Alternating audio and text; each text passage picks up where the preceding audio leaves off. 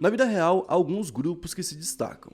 E para chegar até o nível de um comandos, você precisa passar por testes que são altamente exigentes e que tiram de você todo o sangue e suor que suportar. Em troca, a tropa do comando se sente honrada em participar das principais missões do exército brasileiro, se tornando assim em verdadeiras lendas dentre os militares do Brasil. Eles são considerados membros de uma verdadeira tropa de elite, e contaremos essa história no vídeo de hoje. E aí pessoal, beleza? Meu nome é Bruno Fabio, esse é o Planeta Novo e se você ainda não é inscrito no canal, vai se inscrever agora e deixar o seu like pra ajudar a gente. Bom, vou falar um negócio pra vocês. O YouTube tá com uma sacanagemzinha aí que a gente já conseguiu reverter algumas e a gente vai conseguir reverter essa. Tem alguns assuntos que quando a gente começa a falar sobre eles, o YouTube começa a se deixar sempre amarelo, porque acha que o assunto é perigoso, porque tem violência e tudo mais, mas vocês sabem que eu tiro os palavrões ao máximo aqui e falo dos assuntos com bastante respeito e bastante cautela perante as regras do YouTube, né? Porque eu tenho que respeitar, eu tô aqui dentro da plataforma, respeitar o que a plataforma tá pedindo. E para eles perceberem isso, uma coisa que ajuda muito é vocês deixarem bastante like. Esses vídeos sobre tropas, esses vídeos sobre qualquer tipo de exército e tal, estão sendo meio que caçados. Eu acho que eles têm um pouco de medo do que a gente vai falar, com medo que a gente venha aqui e fale, olha, esses comandos são todos uns filhos da... Sendo que a gente só tá aqui pra contar a história, entendeu? Então, deixa bastante like, deixa bastante comentário, ajuda a gente nesse engajamento aí. Enquanto isso, a gente vai soltando da forma que der, beleza? Bom, hoje a gente vai falar dos comandos, por trás das câmeras a gente tem o Digo Black e é ele quem vai dar a meta de likes pro vídeo de hoje. Qual que é a meta de likes de Digo Black? Eu quero 24.877. 24.877 likes e vamos falar então do comandos.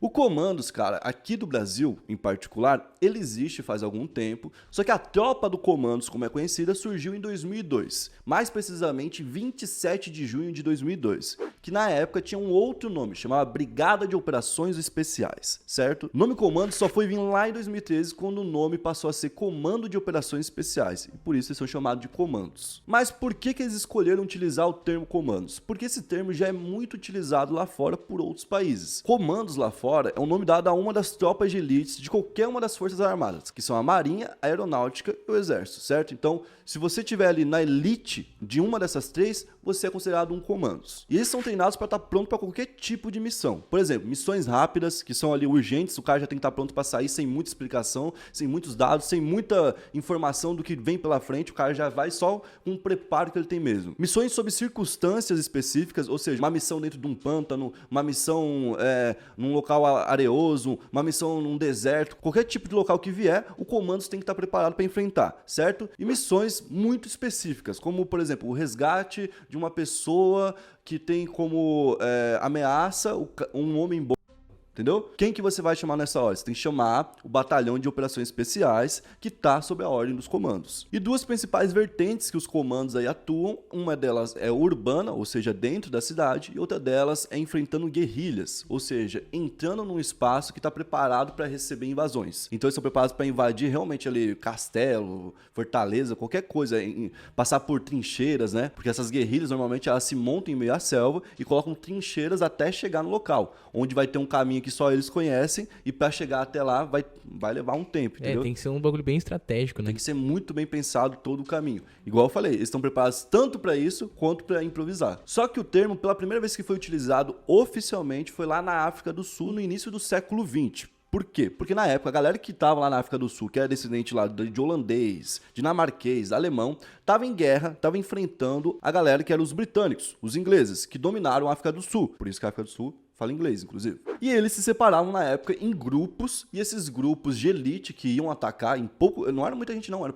eram pequenos esses grupos, e eles iam a cavalo atacar os locais e sempre voltavam com vitórias. Esses caras eram chamados de comandos, certo? Só que com K. Só que por incrível que pareça, olha como o mundo vai dando volta, vai dando volta, vai dando volta e acaba parando na nossa própria cultura. Por quê? Porque o termo comando surge lá na Índia. E quando os indianos utilizaram, era uma referência ao português, ao termo comando mesmo, do português. Entendeu? Então, eles utilizaram também para falar sobre seus batalhões de elite e tudo mais. Então, é muito antigo e é utilizado no mundo todo o termo comando.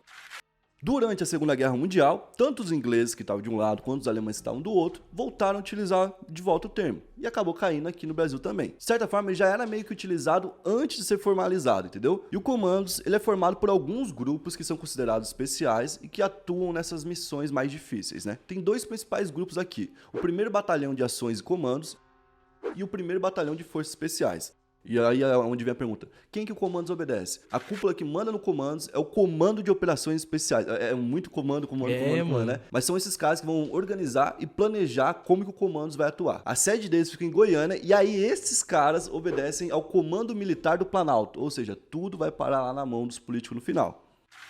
Primeiro Batalhão de Ações e Comandos. Suas ações são caracterizadas pelo sigilo, pelo poder de choque e pelo alto grau de risco.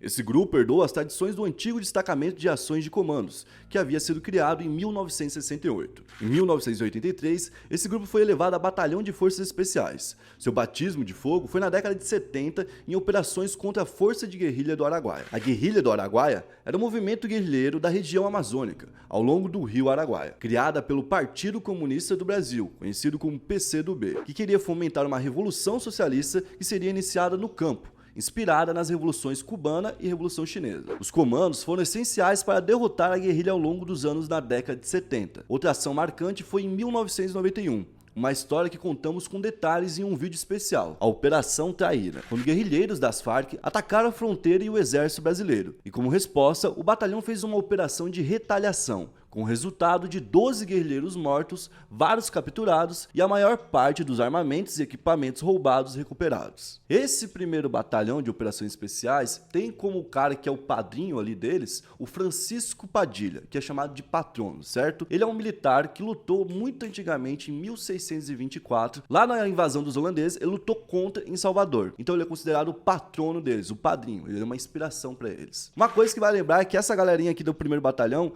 tem também como símbolo a faca na caveira, que aparece lá no Tropa de Elite. E assim como aparece no Tropa de Elite os caras quando saem enterrando, né, o gorrinho e botando uma cruz em cima, na vida real isso também acontece. Então é um local que para você entrar você tem que estar preparado fisicamente, tem que estar preparado de forma intelectual, né, porque você tem que ser muito inteligente para entender todas as variações de armas, todas as variações de estratégias, todas as variações possíveis de tudo, né, cara, basicamente. Você tem que ser quase um super-humano. E o lema do batalhão é: o máximo de confusão, morte e destruição na retaguarda do inimigo. Então, os caras estão preparados realmente pra guerra, tá ligado? Eles andam com alguns equipamentos: pistola, carabina, fuzil de assalto, fuzil de combate, escopeta, submetralhadora, metralhadora leve, fuzil de precisão, fuzil antimaterial, ou seja, que esse fuzil para derrubar avião e tudo mais, né? Canhão sem recuo, RPG, morteiro e lança-chamas. Então os caras estão... Meu Deus, mano, eles estão preparados pra tudo, mano. O outro grupo que compõe fortemente ali o Comandos é o primeiro Batalhão de Forças Especiais. Esse grupo é responsável por muitas tarefas, como por exemplo, operações de guerra urbana, contra-terrorismo, fuga e evasão,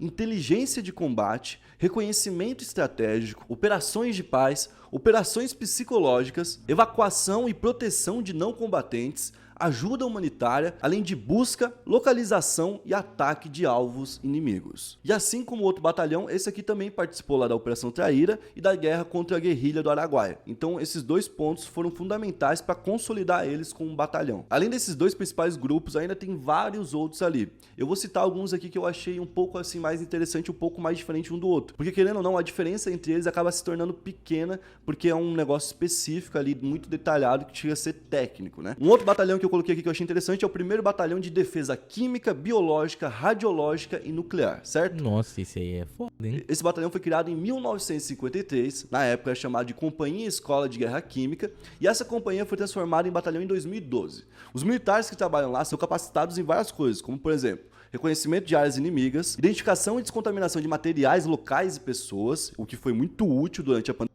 Esses caras aqui foram aqueles caras que descontaminaram todos os aeroportos, que viram como descontaminar também ali os aviões. Foram os primeiros caras a sair por aí lidando diretamente com o vírus, porque eles já estavam preparados para fazer isso. Com certeza foram eles que descobriram que o vírus ali ficava tanto tempo por cima das coisas, essas paradas assim, né? Eles devem ter tudo esse estudo. Os pesquisadores, junto com eles, devem ter se alinhado e percebendo tudo isso. Então eles recebiam a informação do pesquisador, já botavam em prática e eram os primeiros que tinham autorização para lidar com aquilo. Eles já sabiam lidar com aquilo. E desde 2014, eles são muito utilizados para isso, cara. Pô, teve a época da Copa de 2014, a gente teve as Olimpíadas e teve algumas ameaças de bombas por exemplo, tá ligado ali? Então os caras são chamados porque esses materiais mais delicados, químicos, explosivos, Nucleares. doenças, vírus, qualquer coisa do tipo, é chamado então esse batalhão. Uma outra parte que também compõe as tarefas dos comandos é o 6º Pelotão da Polícia do Exército. A Polícia do Exército ela foi criada lá em 1944, certo? Pela Força Expedicionária Brasileira, lá na Segunda Guerra Mundial. E esses caras, basicamente, eles fazem aquela escolta de pessoas influentes da política. Tipo, o presidente tá saindo lá, né? Tem os caras que ficam do lado. Não pode ser qualquer um, tem que ser um cara muito bem preparado, certo? Claro. Quem faz isso? Esse pelotão.